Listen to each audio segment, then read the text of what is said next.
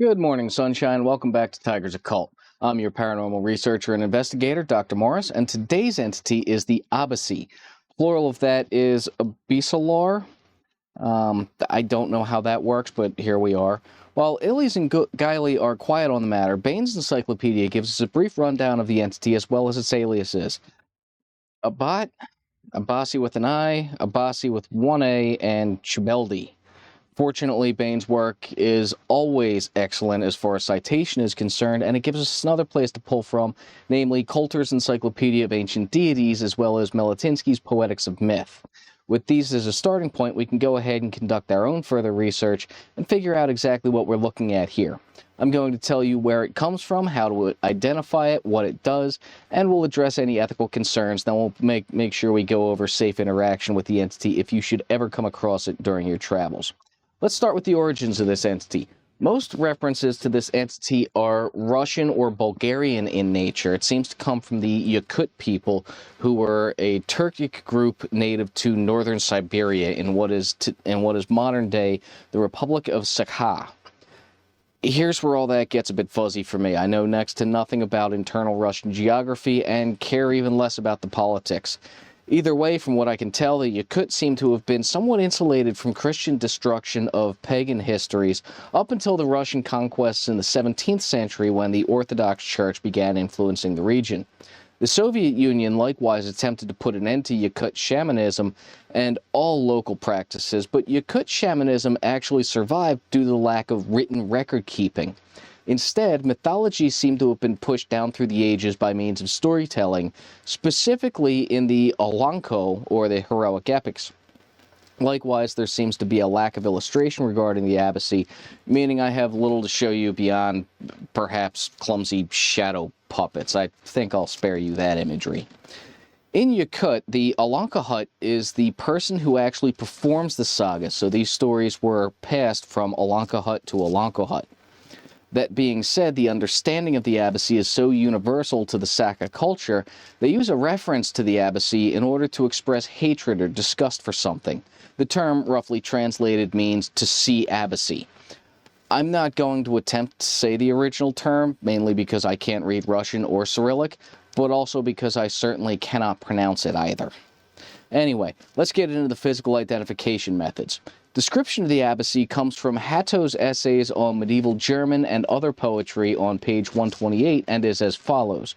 The one-eyed, one-legged, sometimes with two-headed, eight-legged, two-tailed steeds. The Alanko indicates that the Abyssalar are physically grotesque, terrible, man-eating beings, with the chief Alep Kahara at Mungadun being a three-headed, six-armed, six-legged giant with a body made of iron.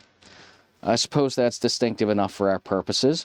Going by the standard CDI system, because these entities are allegedly long-dead spirits that would classify them as a Class 3 because they don't seem to remember their previous human identity. Because they seem to stick to certain locales and they don't stray, I'd describe them as a focused entity, maybe anchored. And due to the fact that they seem to be made of iron, yet are formerly human spirits, I'd identify them as a corporeal reanimator. Put it together, and the Abassy is a Class 3 focused, anchored, corporeal reanimator. Now we'll get into the folklore, tales, and legends. To really understand these entities and their role in folklore, we'll have to take a brief crash course in Yakut shamanism. Yakut shamanism interprets existence as having upper and lower layers, while our plane of existence, Earth, is somewhat sandwiched in between the two. These Abassy are said to exist in the lower level, which predictably is understood to be the Kingdom of Darkness, or the Underworld. As we get into folklore from around the world, I'm sure you'll notice a running directional theme here. So the Abassy are said to be the spirits of long dead who lived near deserted places, or graves, who seem to exist with the express purpose of causing destruction and chaos. The Yakutian ruler of the dead, Arsen Duolai, controls the Abassy. Apparently, Abassy can be appeased by blood sacrifices. However, we here at Tiger's Occult and Research strongly recommend against any such action.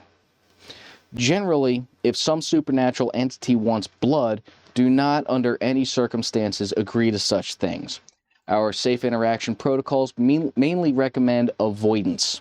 They're quite unpleasant entities, and if they're all made of iron like their chief, they could prove to be a formidable foe. That being said, if you find yourself in contact with an Abassy, do not give a blood sacrifice. Instead, we theorize that using a harder metal, steel perhaps, may assist in restraining such entities. Use a chain or a cable or something similar. If a fight becomes inevitable and you have no choice but to engage, use extreme caution and thermite. Plenty of thermite. With a burning temperature of over 2,500 degrees Celsius, or 4,500 degrees freedom units, this exceeds the melting point of iron at 1,538 degrees Celsius, or 2,800 degrees Fahrenheit. The best policy, however, seems to be avoid graveyards and abandoned or deserted places in the Republic of Sakha. Which, come to think of it, that seems to be pretty good life advice in general. Anyway, that's about all the information I was able to dig up about this particularly unpleasant entity. I hope you found it informative. As always, like and subscribe and share and all that good stuff. Till next time, fellas, I'll see you down here at the lab.